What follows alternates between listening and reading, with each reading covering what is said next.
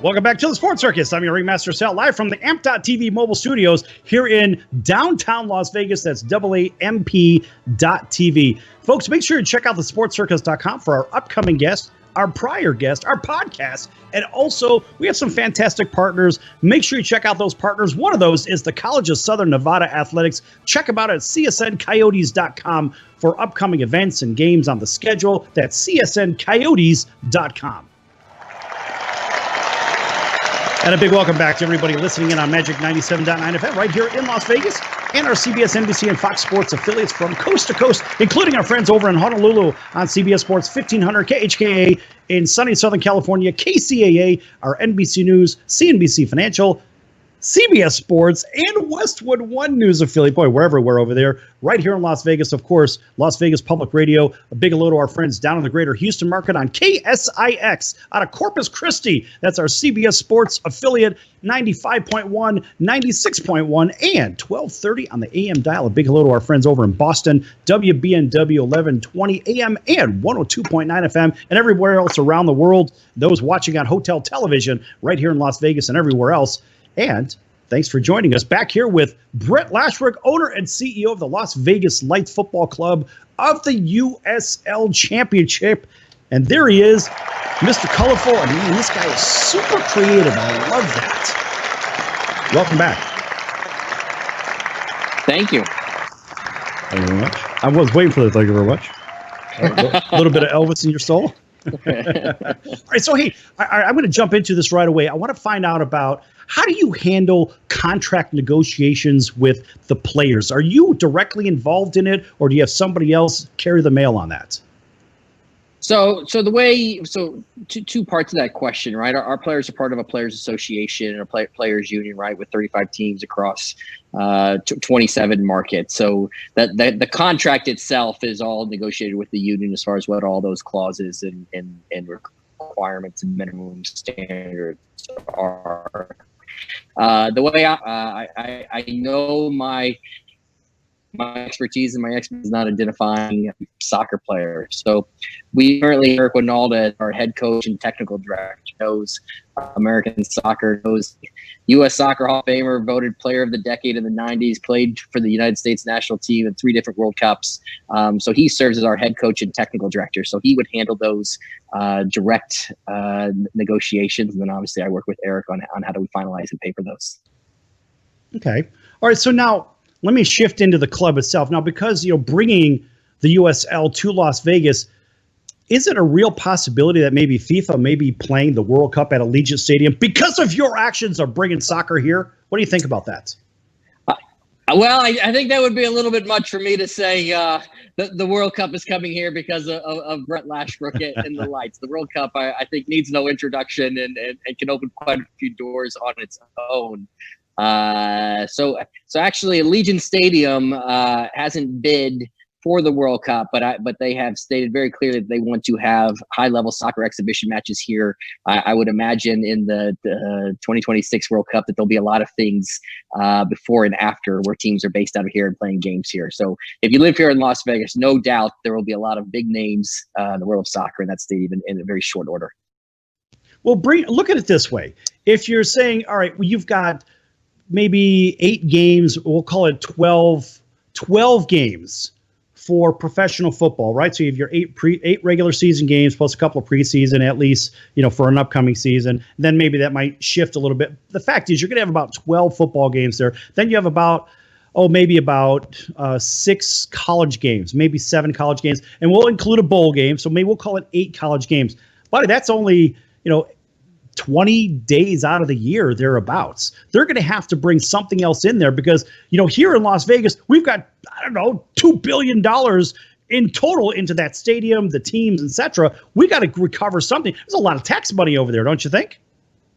I have zero doubt that when we look back on that statement in 5 years, we're going to laugh and smile. I think they're going to have that place rocking and rolling every week, whether that's music, whether that's award shows, whether that's large conventions that are based here in Las Vegas, doing stuff for all of their attendees, whether that's motocross, whether that's lacrosse, whether that's college events, whether that I think they're going to play every sport under the moon there, and we're going to look back and say this really has exceeded all expectations. As a sports business person here in Las Vegas, I am so excited about what the possibilities bring with that new stadium.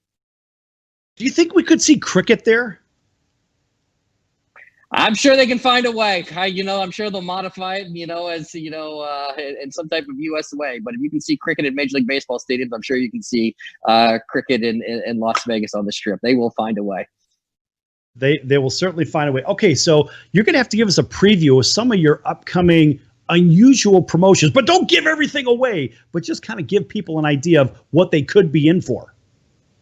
So obviously, coronavirus has thrown a curveball into many of our promotions.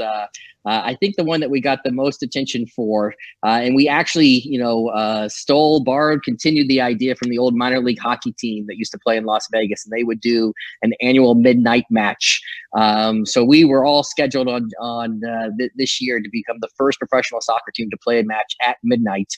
We were going to kick off at 11 p.m., have I'll call it a midnight celebration at halftime, and then finish the game at 1 a.m. So I think that's the one we've gotten the most attention for, and I'm looking forward to whenever we get back on the field of doing something with that. I think it's going to be not only a way that we can get a lot of attention, but I think it's something that the local fans will enjoy, and we'll just have some fun that night. So what would a promotion look like? I mean, it's not necessarily going to be a helicopter drop of cash, but what could it be? What could you do at night? Because, you have the neighborhood to think about. Sometimes residents will say, well, we have a noise ordinance and all this other stuff. What could you possibly do? And I know that you've got the big creative mind, but what could you do at midnight just during halftime to really make things madness? Well, I can't give away all master, but trust me when I say we're doing a lot of brainstorming to make sure that game is one of a kind and unique. And I'll say the visiting team isn't too happy with the kickoff time, but I don't really care. Right? This is Las Vegas. This is our market. This is our home field advantage, and so I think we'll have a lot of surprises at midnight for everyone in attendance. Well, I'm very excited about the idea. I'm going to be there.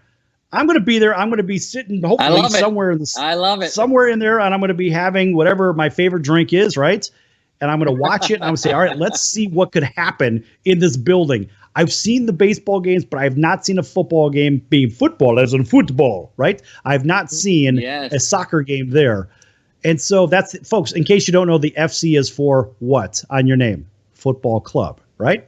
Football club, yes, the traditional name. We actually, when we named the team, we let fans pick the team name, and then also pick whether it should be football or FC or SC, soccer club, football or football.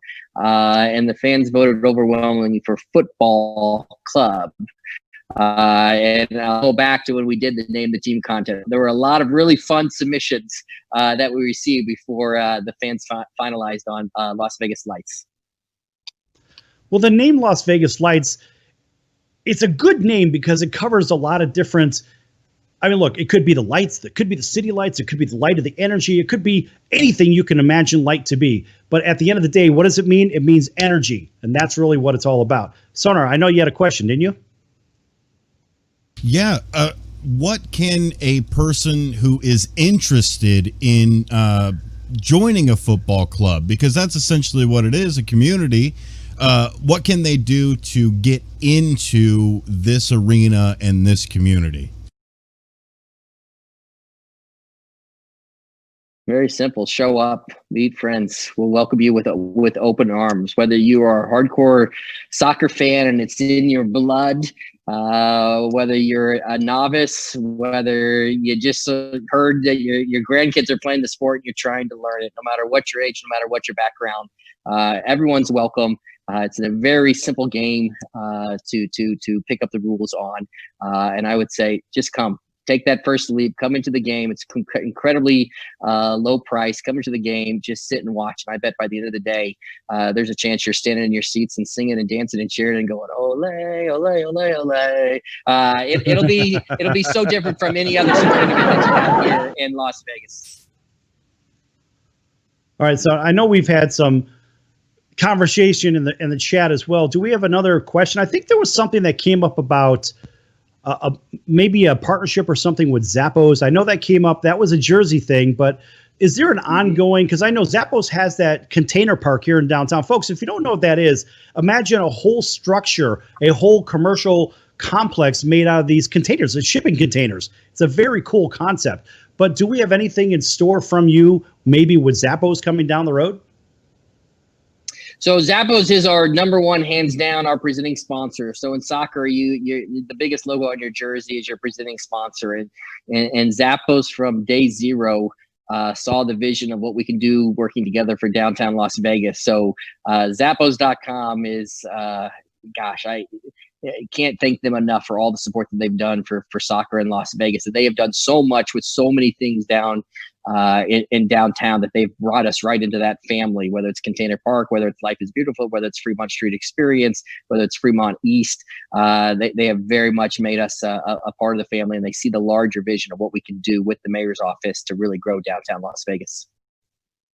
What I like about that organization is that they have really been breathing life into downtown Las Vegas on different sides. When you talk about East Fremont, like you had mentioned that, I mean, folks, everybody knows the canopy over Fremont Street, but once you get out from underneath the canopy, so like we're right at the canopy right here. So once you get past this, at the end of it, that's where your East Fremont would actually start. But man, I'll tell you, the restaurants are good, the bars are good, the vibe is good, it's safe to walk around there. There's no headaches, no nothing. It is just as energetic, Brett, as I think as it is under the canopy. The only thing we don't have down there just yet, and that's just yet, is full-time stages for bands. What do you think about bringing bands maybe into, like for halftime show, like big bands, Las Vegas grown bands, those Battleborn bands? What do you think about doing something like that?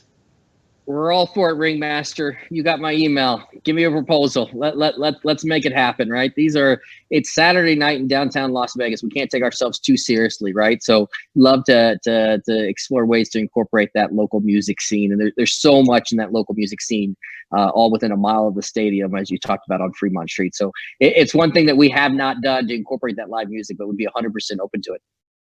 Well, look at the mega names that have come out of Las Vegas. I mean, huge, huge bands. And we don't have time to talk about that right now because I want to give you a quick 30 seconds to plug the living daylights out of the Las Vegas Lights. Go ahead and do that because we're going to be out of here soon.